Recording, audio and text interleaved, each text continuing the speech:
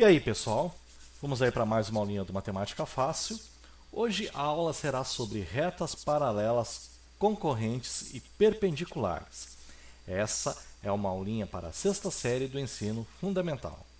Se vocês gostarem dessa aula, clique lá em gostei. E se você ainda não se inscreveu no nosso canal, inscreva-se. Uma boa aula!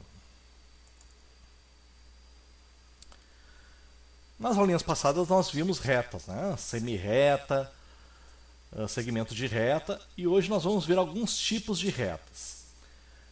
Nós vamos começar com as retas paralelas. As retas paralelas são aquelas que não têm nenhum ponto em comum.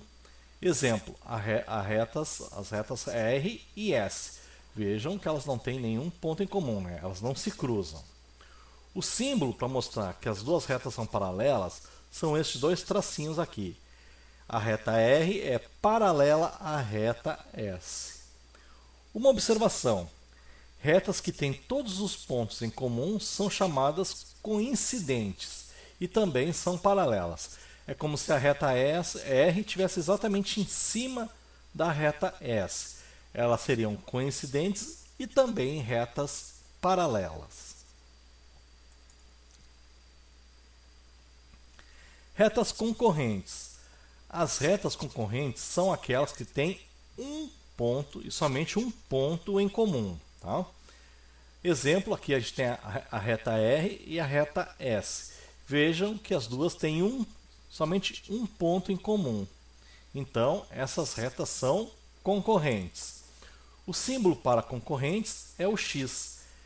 A reta R é concorrente à reta S. E por fim nós vamos ver as retas perpendiculares, que são retas concorrentes. Veja que as retas perpendiculares são concorrentes, porque ela tem um ponto em comum. Mas todos os ângulos formados por elas são de 90 graus. Então, eu tenho duas retas aqui que são perpendiculares e concorrentes, né? E todos os ângulos formados por elas, são ângulos retos, ângulos de 90 graus. Então, as retas perpendiculares formam ângulos retos, que são ângulos de 90 graus.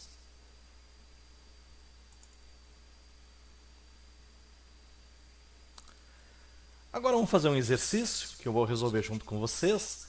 Sejam as retas U, V e Z abaixo, essas três retas aqui. Classifique se são paralelas ou concorrentes. Eu vou comparar de duas em duas, tá? E vou dizer se as duas são paralelas ou se são concorrentes. Então, primeiro vou analisar as retas U e V, depois a U e Z e depois a V e Z. Então, vou começar com a U e V, que são essas duas retas aqui. Essas retas aqui são paralelas, né? Elas não têm nenhum ponto em comum. Então, as retas U e V são paralelas.